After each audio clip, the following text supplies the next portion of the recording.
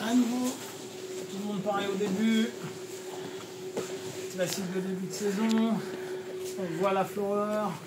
Je suis sur le dos, j'ai la garde fermée. La garde fermée, c'est les pieds croisés. Je dois faire en sorte que mon partenaire soit pas forcément bien. Donc je peux mettre une pression. J'ai pas besoin de fermer comme un fou, mais je dois être quand même solide. Mon partenaire, il va avoir une main au niveau du plexus, une autre main au niveau de la ceinture, au niveau du bas du kim. Posture de base, bien appuyé. Ça, je suis en posture aussi. Ok, je dois prendre mes grippes. Posture grippe. Grippe 1 au niveau du poignet.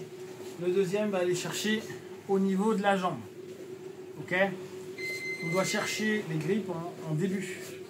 Pas après. Parce que si je vais après, je vais avoir un temps de retard. Ça veut pas dire que c'est pas possible, c'est juste que je complique mon jeu. Là, je me dis, c'est moi qui veux l'attaquer. Il est arrivé dans ma garde. Je le maintiens un peu ici pour pas qu'il fasse ce qu'il veut et qu'il monte où il veut. Je le contrôle. Je prends directement au niveau du bas de kim. Je ne mets pas mes doigts à l'intérieur du kim. Moi, très sincèrement, vous savez que je m'en fous des règles du BJF. Et c'est parce que purement, et là-dessus, ils ont complètement raison, factuellement, on peut se péter les doigts. Parce que ça peut se prendre dedans, le gars va tirer d'un coup et ça pète les doigts. C'est juste pour ça. Ok. Donc, moi, je vous avoue, je m'en fous. Hein, vous pouvez le faire, mais après, vous ne plaignez pas que vous ayez mal au dos. On est ici, on prend. Donc, première idée, je fais mon hip scape. Je vous rappelle, alors un point qu'il faut vraiment prendre en compte, c'est que le hip scape, il n'a pas une forme unique. Il va y avoir des hip scapes qui sont très courts, des hip scapes qui vont être longs. Je n'en fais pas faire, mais c'est les allers-retours qu'on a l'habitude de faire. Il peut y avoir des hip scapes qui sont vachement les fesses sur le côté, d'autres peu.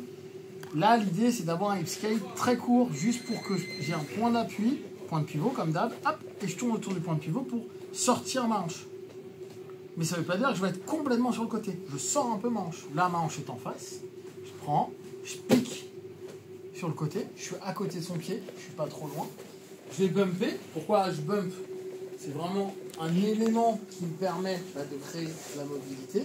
J'ai une diagonale de force. Mon point qui est piqué, plus mon épaule. Je bump, T4. Et je suis court. Là, je monte. Donc, dans un premier temps, on va faire tout le mouvement, mais dans un premier temps, je vais vous demander de faire ça au moins 10 fois.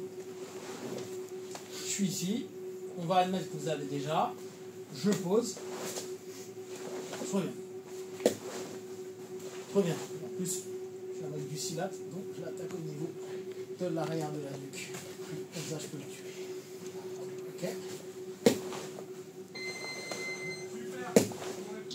Donc, qu'est-ce que ça crée? Ça a des structures, posture qui se casse. J'ai un contrôle, mon contrôle n'est pas hyper fort, je ne cherche pas à faire quoi que ce soit. Là, j'ai allégé du coup. Et surtout, je peux commencer à le charger. Il n'y a de sweep qu'à partir du moment où il y a une charge. Et je charge vers mon autre jambe. D'accord? Donc, je pose sur mon autre jambe. Et là, du coup, c'est complètement léger. Et mon poussé vers le haut, je l'emmène de l'autre côté. Ok? Donc, je reprends, je suis ici, on vient d'arriver au sol, hitch, knee, je pose, hip scape, je reviens.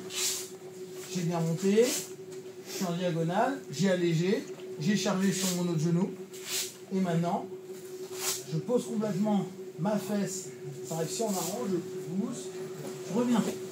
Pour les débutants, ici, pour les plus avancés, vous allez chercher directement à agresser. D'accord? Soit les prendre sur un triangle, soit vous pouvez revenir sur ce que vous aimez, un triangle, un étranglement, soit vous pouvez revenir sur ce que vous aimez bien à un moment donné. Ok? Ous.